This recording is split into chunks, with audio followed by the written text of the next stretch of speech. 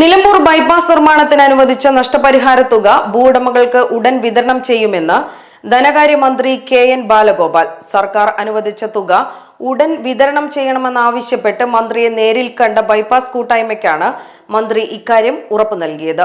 Land എടുക്കുന്നതിന് വേണ്ടിയിട്ട് land എടുക്കുന്നതല്ല, റോഡിന്റെ മൊത്തത്തിലാണല്ലോ കോംപ്രഹെൻസീവ്.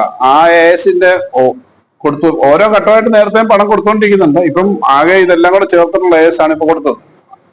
അതിന്റെ ഒരു ഭാഗം ഈ ഭൂമി പോകുന്നതിന് പണം കൊടുക്കാൻ തന്നെയാണ്. അത് ആദ്യം തന്നെ കൊടുക്കുക. കാരണം അതിന്റെ ഒരു നടപടിക്രമമായാൽ അധികം നീട്ടാതെ തന്നെ പണം കൊടുക്കുന്നതാണ് സർക്കാരിന് നല്ലത്.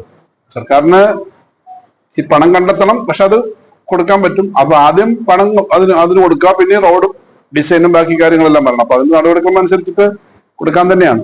അതിന്റെ ബാക്കി നടപടിക്രമം PWDയും റവന്യൂവും എല്ലാം ചേർന്നിട്ടാണ്. ഇപ്പൊ ധനകാര്യ വകുപ്പ് ഇത് ക്ലിയർ ചെയ്തിട്ടുണ്ട്. ഒരുമിച്ച് ക്ലിയർ ചെയ്ത് കഴിഞ്ഞാൽ പിന്നെ ധനകാര്യ വകുപ്പിന് ഉത്തരവാദിത്വം ഉണ്ട്.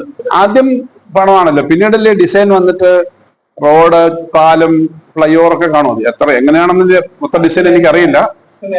അതെ, അതനുസരിച്ചിട്ടാണ്, അതിന്റെ ഡിസൈൻ അനുസരിച്ച് അവരത് ടെൻഡർ ചെയ്ത് അതും വേറെ വർക്ക് വരും. ആദ്യം വരുന്ന ലാൻഡ് ഇല്ലാതെ റോഡതി പണിയാൻ പറ്റില്ലല്ലോ.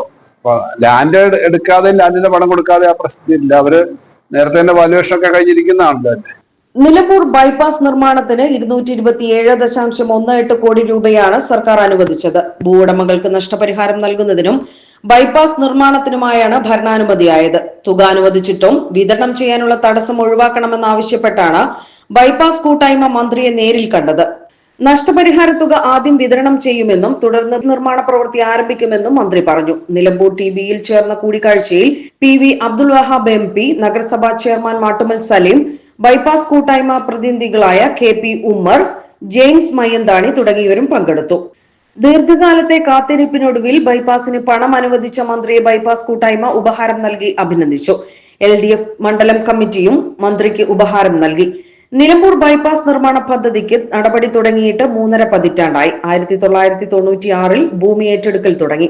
1998-ൽ വിജ്ഞാപനം ഇറങ്ങിയ ഈ പദ്ധതി ദീർഘകാലമായി നടപ്പാകാതെ കിടക്കുകയായിരുന്നു. 2023 ഓഗസ്റ്റിലാണ് ഭൂമി ഏറ്റെടുക്കൽ സംബന്ധിച്ചും മറ്റുമുള്ള ആഘാത പഠന റിപ്പോർട്ട് വന്നത്. നിലമ്പൂർ ജ്യോതിപ്പടി മുതൽ മുക്കട്ട വരെയും മുക്കട്ട മുതൽ വെളിയംതോട് വരെയും 2 ഘട്ടമായാണ് ബൈപ്പാസ് റോഡ് നിർമ്മിക്കുക.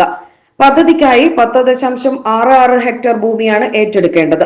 നിലമ്പൂർ പട്ടണത്തിലെ തിരക്കുകൾ കുറയ്ക്കാനും സംസ്ഥാന പാത 28-ലെ ട്രാഫിക് ബ്ലോക്കുകൾ ഒഴിവാക്കാനും നിലമ്പൂർ ബൈപ്പാസ് സഹായിക്കും. കേരളത്തിലെ പ്രധാനപ്പെട്ട സംസ്ഥാന പാതകളിൽ ഒന്നാണിത്.